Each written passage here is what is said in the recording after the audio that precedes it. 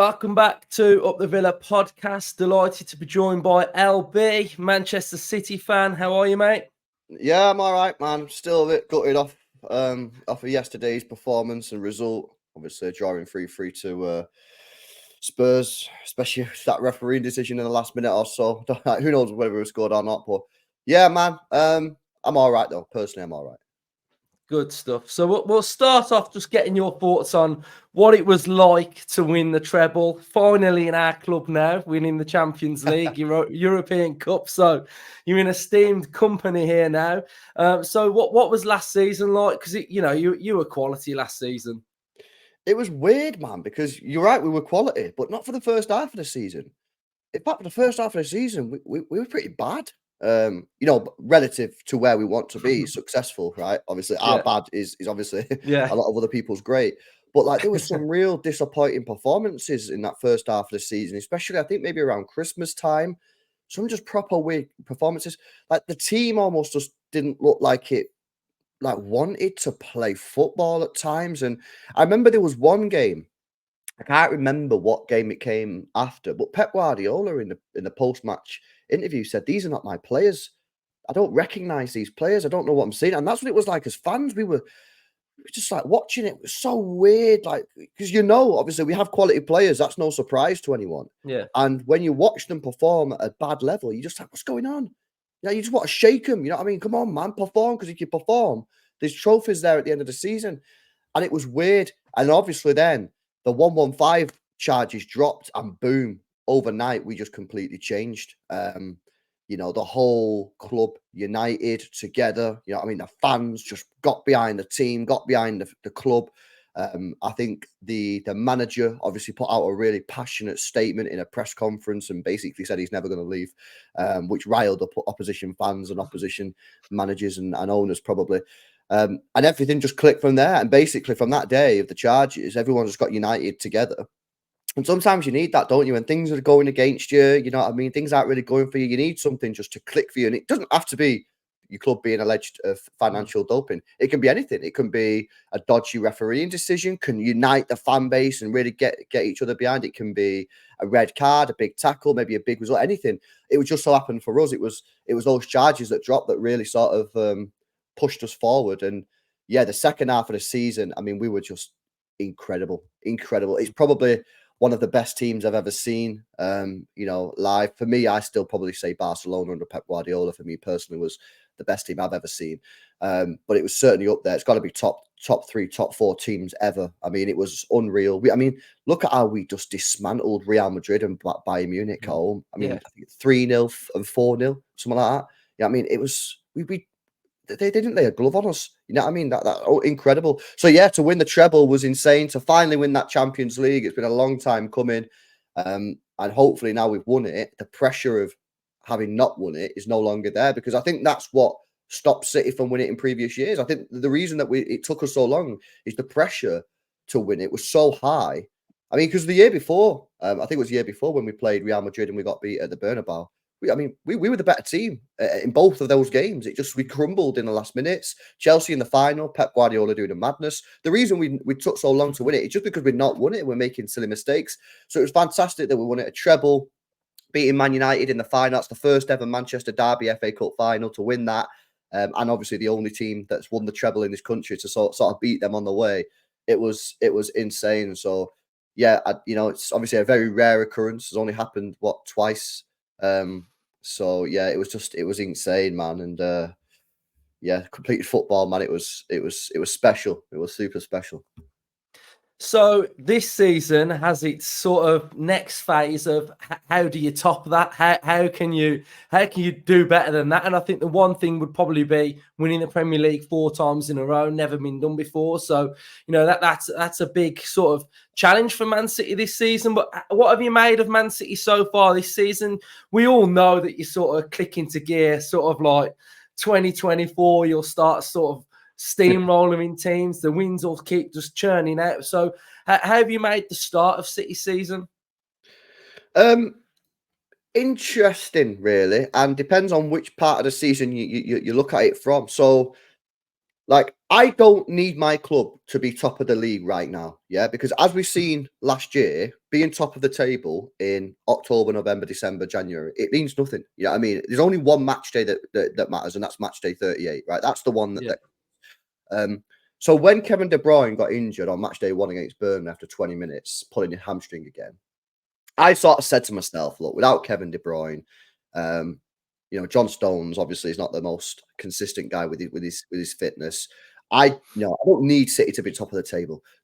What I was saying is just be within sort of 6 to 7 points of whoever's top by the time Kevin De Bruyne gets back in January. And if that happens, I'm happy then, because you say we usually kick on in the second half of the season. I back my team to get back, to the top of the table in the 5-6 months or whatever. So based off of that, right now you'd have to say, well, there's nothing to moan about, right? You know what I mean? We're 3 points behind Arsenal.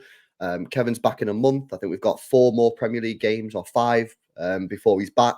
So everything's sort of chill. Everything's on target. We're top of the group. We're in the next round of the Champions League. We've got the Club World Cup in December, or this month actually, in Saudi Arabia. Everything's going to plan, which it is. So I'm not going to sit here and moan. The only thing I would say is I do feel like we've missed a big opportunity in these last 3 games. Chelsea, we had chances to kill that game off when we were winning, didn't, paid the price. Liverpool, we're the better team, man. We were the better team. And again, 1-0 up, didn't kill the game off. Trent scores a great goal. Yesterday, I mean, we were by far the better team. I mean, on chances, creation, everything, every metric you look at it on, we were the better team. And we just didn't kill the game. We didn't get that second clear goal. And if we would have got the second clear goal against Chelsea, I believe we would have won. If we would have got the second clear goal against Liverpool, we would have won. If we would have got it yesterday, we would have won. But we're not. We're hanging on at the moment for 1 goal leads. And it's just unfortunate that our defence isn't defending properly and conceding too many goals and is not being solid. So based off of that, if you look at it right now, I'm a little bit disappointed that we find ourselves 3 points behind Arsenal, because we could have been 4 points ahead of them, and we should have been, really, because we should have killed those games. However, if I take a step back and look at the wider perspective, I can be like, you know what? This is kind of where I was saying I kind of would accept being. We've got Kevin De Bruyne coming back next month, and I do believe that when Kevin De Bruyne comes back, providing we can keep our players fit, we'll win the league again. So yeah, it's a bit of a weird one, happy, content, but also feel like we've had a missed opportunity. Yeah, one piece of big business that you did in the summer was the introduction of Doku, who kind of feels like a different type of player for Pep. It feels like, I mean, it's very different to Grealish. They both do different things. They both offer different things. So how have you sort of felt seeing that sort of change in a player like Doku, who's sort of more of like an individual when you watch him? He tries to take players on. So how's the introduction of him been? I think he's brilliant. I really, really do. He looked tired yesterday. I'm not sure what was going on yesterday. And then he went off with some sort of injury, so I'm not sure whether he was fully at the races yesterday. But one of our problems was last season. Few problems. We won the treble. But all our wingers were all very samey. Yeah, you had Grealish, Mahrez, Bernardo Silva, all very ball retention focused. Great for massive games. You go into the Bernabeu and you're under pressure. Having Jack Grealish on the pitch, having the Mahrez is Bernardo, great, because they hold the ball, they never lose it, right? But in other games, when you need to break a team down or that sort of style ain't working, we had nothing, because we sold Sterling, we sold Sane a couple of years ago, and we sold Jesus, another player that could play on the wing, all fast, direct sort of wingers. So yeah, last summer, I said I wanted us to sign a pacey winger. We never went out and done that, and then obviously we've gone and got Doku. And he's just a breath of fresh air. He's something different. Is what we need. Is what we needed. Not because we need him to play right wing, because Bernardo ain't good enough, or Foden ain't good enough, and the same on the left. It's not because Grealish ain't good enough. It's to have options. It's to have options. It's so that if Grealish ain't working on the left, or Bernardo ain't working on the right, you can swap him out and put Doku in. So it's about having optionality, and we didn't have that last year. Not that it cost us in the end, but even though it didn't cost us, that doesn't mean that you can't just continue with it. You've got to continue to evolve, right? So he's been a brilliant signing.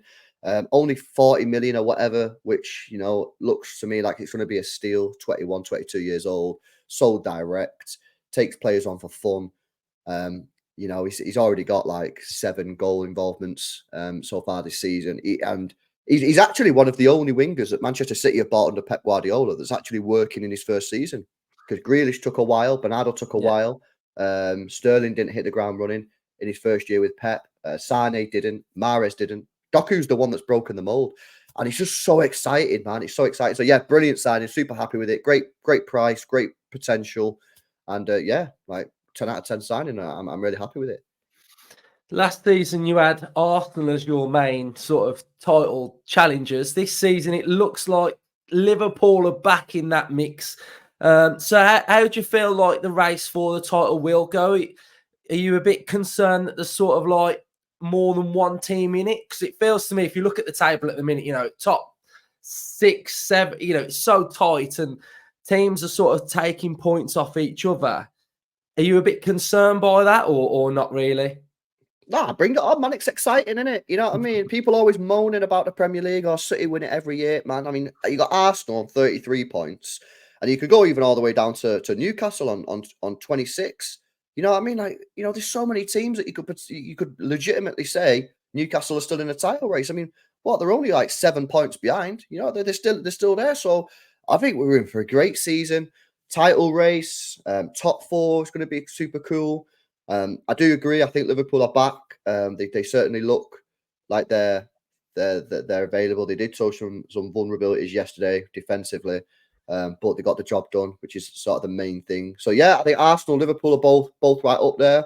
I think people, even though we're 3 points behind Arsenal, I still think people would say City are favourites, especially the fact that we're 3 points behind Arsenal. John Stones has only played 4 games, and Kevin De Bruyne's played 20 minutes. You know what I mean? And they're 2 of our key players. So bring them back into the team. And I still think everyone would probably still say City are favourites. But look, it's super exciting, man. You know, this is great for the Premier League. I do not buy into all these people that say the Premier League's dying. You know what I mean? What are you talking about? You know what I mean? I look at the table. I think it's incredibly exciting. You got Villa up in the top 4. Tottenham having a bit of a meltdown now, but they started the season well. I just think it's such an exciting season. I mean, it's difficult to call anything, really. Yeah, so we'll turn our attention then to our game. So what have you made of Aston Villa so far this season? Yeah, great team, obviously. You know what I mean? They're Emery, 3rd best manager in the league, in my opinion. I think that's a widely accepted sort of fact now, isn't it? You know what I mean? I think we had the discussions last year, but now I think people are looking at it and saying, yeah, he is the 3rd best manager in the league. Great team, exciting team. Yeah, I mean, what more to say? Just, you know, he's doing very, very well. You're in the top 4. That's got to be a target man now for me, you know, for Villa. None of this, oh no, we'll see how it goes. No, that you're in there now. You know what I mean? I think you're better than Spurs. I think you got a better, deeper squad than Spurs. Newcastle obviously a clear threat, and that for me is your clear competitor for that. But you know, they've got a big season ahead of them as well with the Champions League. You know, they're probably going to go out, but they could potentially still get out of that group. Yeah, I'm looking at Villa, man, and I'm thinking, why not, man? Why not full send for that Champions League? You know what I mean? Don't be like playing it down, saying, oh no, next year. No, you've got a chance to get in there now. You're in there now. You know what I mean? Get your chest out and say, let's go for it. Let's go for it. So yeah, I think Villa are doing a great job. Really not looking forward to going to your place on Wednesday. Like, honestly, man, that's like one of the worst places you could go right now based on our form. But yeah, man, like, you guys should be buzzing, man. I think could be a great season for you. I think you should be going for that Champions League. I think that should be a clear objective now. Because your objectives have to change, in my view. It's like Arsenal last year. People saying on match day 30 or whatever, oh no, the objective still ain't to win the title. I don't know if you remember that Sky Sports interview when Roy Keane and Gary Neville were having an argument because Gary Neville said if Arsenal don't win the league, then it's not a disappointment. Hey, what are you on about? What are you talking about? Your objectives have to change. You can't just be top of the table for 250 days and then say, oh, if we don't win the league, no, we won't. It's not a disappointment. Of course it is. Your objectives have to change throughout the season, right? So it's like saying when we got to the FA Cup final, the Champions League final, the objective has to be to win the treble because you're then there. So for me, still early days, of course, I accept that. But right now, I think the objective for Villa should be, our objective should be getting to the Champions League final. Now, not Champions League final, getting to the Champions League. That doesn't mean if you don't get into the Champions League that you all go Emery out and you all start having a massive paddy or whatever. But that has to be now for me for an objective for Villa. I really think that has to be an objective. Yeah, spot on. Right, so the game, we welcome you. We are going for 14 Premier League victories in a row at home. So this is a big game for Villa. You've got Grealish suspended, Rodri suspended. How do you think this game's going to go? I mean, I have just no... to add to that as well, Doku might be injured because he went down the tunnel yesterday. Haaland could be in trouble because he swore at the referee and tweeted after the game, which has now got 500,000 likes. So the FA not going to be very happy with that. So he could be suspended. So yeah, mate, like I said to you before, man, nah. This is why for me, Spurs was a must-win yesterday, because that was the game where we had to be getting 3 points. Because going to Villa, mate, like, nah, I'm just not happy. I'm not feeling it. I'm not confident. You know what I mean? I think we're going to have to shithouse it a little bit. You know what I mean? We're going to have to go there. And just try and nick it. I don't know, man. I don't even know what to expect anymore, bro, because my teammate defending... Who would go in the middle if Rodri's not playing? Do you think he'll start Stones? Oh, ask me, mate. I have absolutely no idea. You know what I mean? Because we bought Kovacic. He didn't play in the 6 when Rodri was suspended. We bought Nunes, who ain't even fit, and again, he didn't play in the 6. Calvin Phillips ain't playing football for us again. So I don't know. I just don't get it, really. I don't. This is one of the disappointing things with our transfer window, is that we didn't get a backup to Rodri. You know what I mean? We didn't. You know, Phillips. People will sit there and say, "You've got Calvin Phillips, £40 million, mate. You watch him play for City. It's terrible. Not good. He's just not good enough, man." And I know for England he plays all right, but that's because England are dry and England are so slow. You know what I mean? In build up, and he works well in that. Don't get me wrong. I think he does all right. He's pretty good. You know what I mean? And I think if he went to another team that's slow and that plays with 2 like double pivots, you know what I mean, in midfield, that's probably going to work. But City we play with a lone midfielder, and you've got to be able to cover ground and cover it fast, and he can't. So that's not going to work. Well, I don't know, man. I don't even know. Personally, if Nunes was fit, I'd give Nunes a go in there, but I don't think he's going to be fit, and I don't think Pep wants to play him there because he had the chance to play him there when Rodri was suspended and he didn't. Maybe he could play John Stones in there, but again, he's injury prone. This would be his first game back. Do you really want to play John Stones in a huge game at Aston Villa in the centre of mid, running around, sprinting around when we're not playing our best? People will be like, you know, thinking that I want the violins out, man. But I don't. I just don't know. I just don't know what we're gonna do, man. I don't have a clue. You know what I mean? No, because I think you know, when every team has injuries, you know how it affects your team. Do you know what I mean? I don't think it's like getting the violins out at all, really. Because I mean, my mates just texted me, and said we're potentially looking at a Kovacic, Rico Lewis, and Alvarez midfield. I mean, and that is just unbelievable. I mean, if you look where we was last year, I mean, the contrast to last year is unbelievable. We had Rodri, Kevin De Bruyne, and Gundogan.